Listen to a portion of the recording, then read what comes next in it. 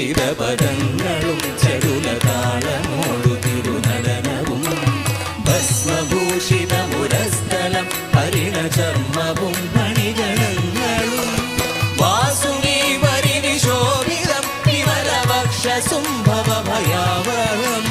ചന്ദ്രശേഖര തെളിഞ്ഞു കാണണം അന്തികേ മമ സദാശിവ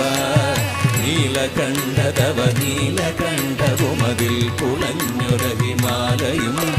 ഭൂവിശോഭ വഴിയും കരങ്ങളിൽ കമടമാലകളും തുടി